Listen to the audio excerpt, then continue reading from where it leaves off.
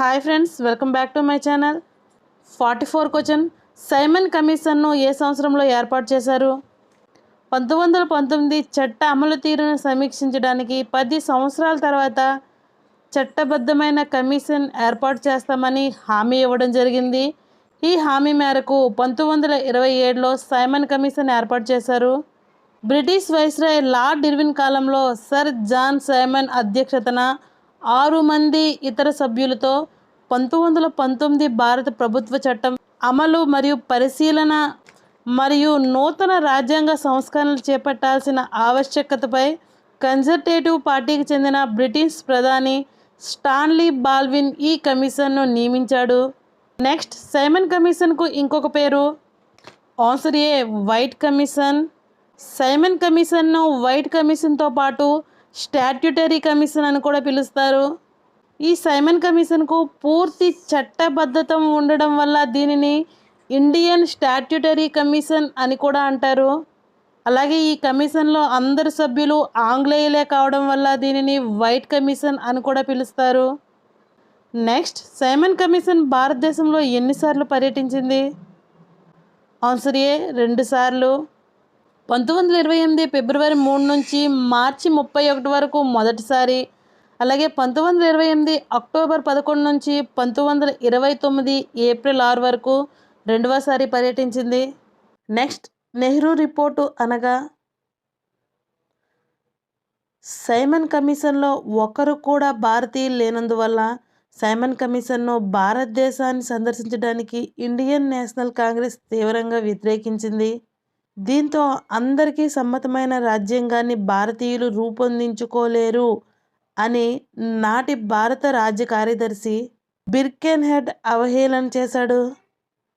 దీంతో 1928 మే 19న బాంబేలో డాక్టర్ ఎంగే అన్సారీ అధ్యక్షతన కాంగ్రెస్ అఖిలపక్ష సమావేశం జరిగింది. ఈ అఖిలపక్ష సమావేశంలో మోతీలాల్ నెహ్రూ అధ్యక్షతన అంటే ఒక అధ్యక్షుడు 9 మంది సభ్యులతో రాజ్యాంగ రచన ఉపసంఘంను ఏర్పాటు చేశారు. ఈ ఉపసంఘంను 1928 ఆగస్టులో తన రిపోర్ట్ అనేది ఐఎన్సి ఇండియన్ నేషనల్ కాంగ్రెస్కి ఇచ్చింది. ఈ రిపోర్ట్నే నెహ్రూ రిపోర్ట్ అంటారు. భారత రాజ్యాంగ రచనకు భారతీయులు చేసిన తొలి ప్రయత్నంగా నెహ్రూ రిపోర్ట్ను పేర్కొంటారు. అలాగే దీపావళి ప్రకటన అనగా? వైస్రాయ్ లార్డ్ ఇర్విన్ 1929 అక్టోబర్ 31న దీపావళి రోజున భారత్కి భవిష్యత్తులో స్వయం ప్రతిపత్తి కల్పించబడుతుందని, అలాగే సైమన్ కమిషన్ నివేదికపై ఏకాభిప్రాయం కోసం లండన్లో రౌండ్ టేబుల్ సమావేశాలు నిర్వహించబడతాయని, ఈ సమావేశాలకు అన్ని రాజకీయ పార్టీలు హాజరు కావాలని విజ్ఞప్తి చేస్తూ ఒక ప్రకటన జారీ చేశారు. దీనినే దీపావళి ప్రకటన అని అంటారు. అలాగే గాంధీ ఇర్విన్ ఒప్పందం అనగా?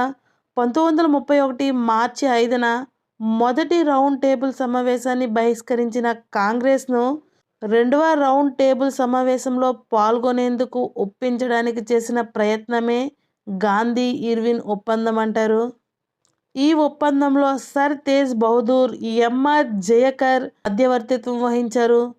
అలాగే శాసనోల్లంఘన ఉద్యమంలో భాగంగా తీసుకొచ్చిన ఆర్డినెన్స్లలో ఉపసంహరణ, ఉప్పు సత్యాగ్రహం తొలగించడం, హింసకు పాల్పడిన వారిని మినహాయించి మిగతా రాజకీయ ఖైదీలందరికీ విడుదల చేయడం వంటి అంశాలనేవి ఈ గాంధీ ఇర్విన్ ఒప్పందంలో ముఖ్యమైన అంశాలు.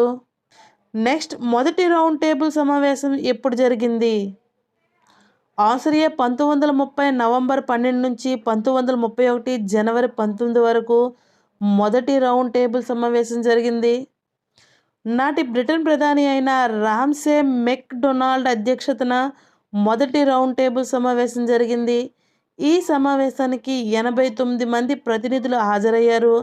సంపూర్ణ స్వరాజ్య స్వపరిపాలన వైస్రాయ్ అంగీకరించకపోవడం కారణంగా ఈ సమావేశాన్ని జాతీయ కాంగ్రెస్ అనేది బహిష్కరించింది. నెక్స్ట్, రెండవ రౌండ్ టేబుల్ సమావేశం ఎప్పుడు జరిగింది? ఆన్సర్ బి 1931 సెప్టెంబర్ 9 నుంచి డిసెంబర్ 7 వరకు. రెండవ రౌండ్ టేబుల్ సమావేశానికి అధ్యక్షుడు రామ్సే మెక్డొనాల్డ్. రెండవ రౌండ్ టేబుల్ సమావేశానికి కూడా అధ్యక్షత వహించింది రామ్సే మెక్డొనాల్డ్. ఇతను మొదటి రౌండ్ టేబుల్ సమావేశానికి కూడా అధ్యక్షత వహించాడు. ఈ సమావేశం అనేది లండన్లోని జేమ్స్ ప్యాలెస్లో జరిగింది. ఈ సమావేశానికి కాంగ్రెస్ తరపున హాజరైన ఏకైక ప్రతినిధి గాంధీజీ.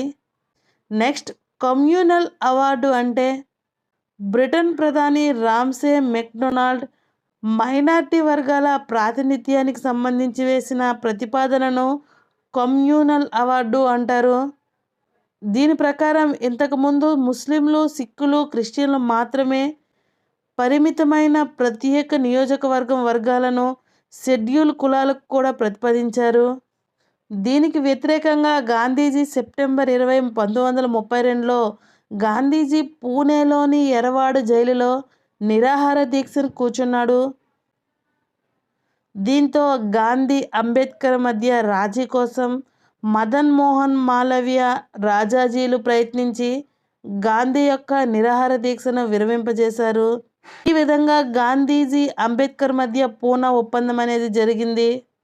నెక్స్ట్, పూనా ఒప్పందం ఎప్పుడు జరిగింది?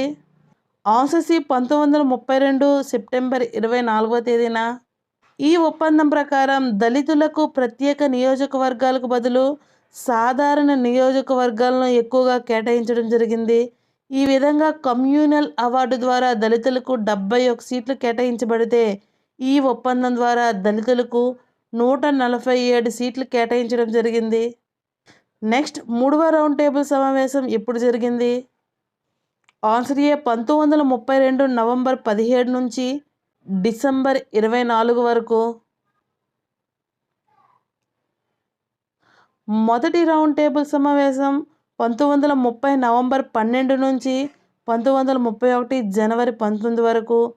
అలాగే రెండవ రౌండ్ టేబుల్ సమావేశం 1931 సెప్టెంబర్ 9 నుంచి డిసెంబర్ 7 వరకు జరిగింది. మూడవ రౌండ్ టేబుల్ సమావేశానికి అధ్యక్షుడు కూడా రామ్సే మెక్డొనాల్డ్. మొత్తం 3 రౌండ్ టేబుల్ సమావేశానికి అధ్యక్షత వహించింది రామ్సే మెక్డొనాల్డ్. మూడవ రౌండ్ టేబుల్ సమావేశానికి 46 మంది ప్రతినిధులు మాత్రమే పాల్గొన్నారు.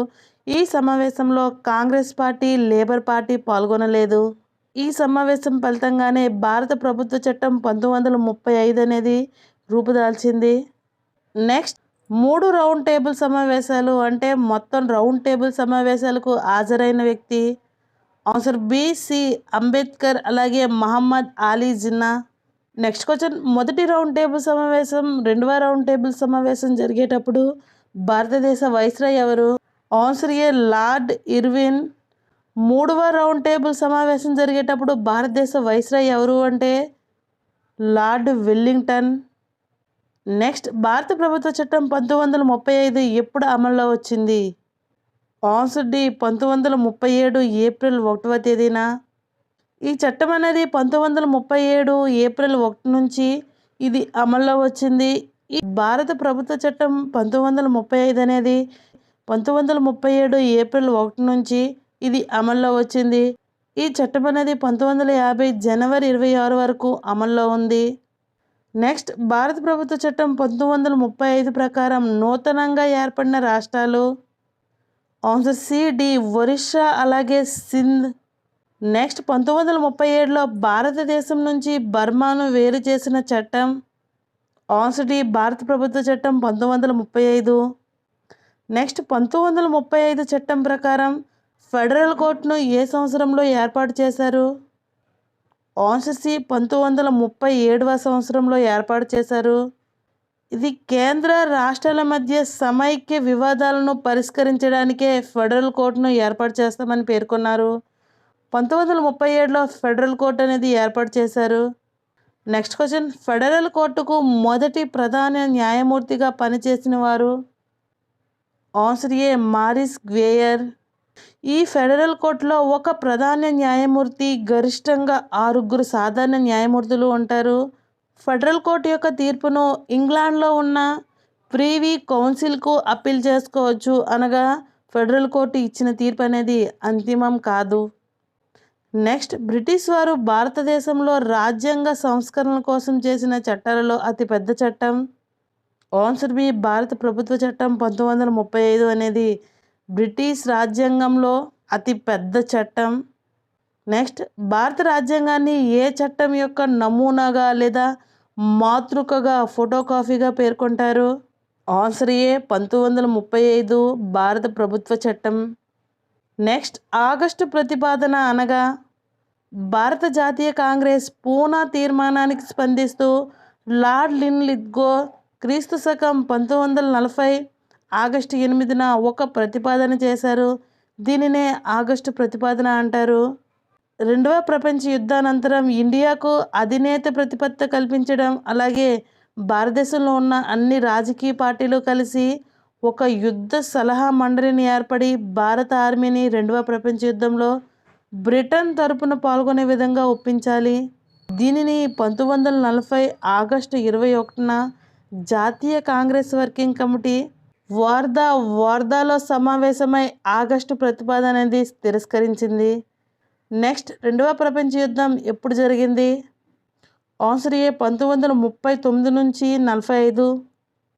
రెండవ ప్రపంచ యుద్ధంలో ప్రధానమైన దేశాలు: 1 జర్మనీ, 2 ఇటలీ, 3 జపాన్. ఇందులో నేతృత్వం వహించిన దేశం అనేది జర్మనీ. అలాగే మిత్ర దేశాలు బ్రిటన్, చైనా, రష్యా, అమెరికా. ఇక్కడ బ్రిటన్ అనేది నేతృత్వం వహించిన దేశం. 1939లో భారతదేశంలోని రాజకీయ నాయకులను సంప్రదించకుండా రెండవ ప్రపంచ యుద్ధంలో బ్రిటన్ తరపున భారతదేశం అనేది పాల్గొంటుందని బ్రిటన్ ప్రకటించింది. దీనిని తీవ్రంగా వ్యతిరేకించిన ఇండియన్ నేషనల్ కాంగ్రెస్ రాష్ట్రాలలోని శాసనసభలకు ఎన్నికైన సభ్యులు రాజీనామా చేయాలని పిలుపునిచ్చింది. దీంతో 1939లో రాష్ట్రాల్లోని శాసనసభ సభ్యులు, ఎన్నికైన సభ్యులు తమ పదవులను రాజీనామా చేశారు. నెక్స్ట్ క్వశ్చన్, రొట్టె ముక్క అడిగితే రాయి ఇచ్చారు అని గాంధీజీ బ్రిటిష్ తీరును ఏ ప్రతిపాదనపై విమర్శించాడు? ఆన్సర్ డి ఆగస్టు ప్రతిపాదన. ఆగస్టు ప్రతిపాదన అనేది 1940 ఆగస్టు 8న ప్రతిపాదించారు. అలాగే ఈ ఆగస్టు ప్రతిపాదనను తలుపుకు కొట్టిన మేకుల మృతప్రాయమైనది అని నెహ్రూ అభివర్ణించాడు. నెక్స్ట్, క్రిప్స్ రాయబారం అనగా? బ్రిటిష్ ప్రభుత్వం రెండవ ప్రపంచ యుద్ధంలో భారతీయ సహకారం మద్దతును పొందడానికి 1942లో మార్చిలో చేసిన ఒక ప్రయత్నమే క్రిప్స్ రాయబారం. నెక్స్ట్, రాజాజీ ఫార్ములా అనగా?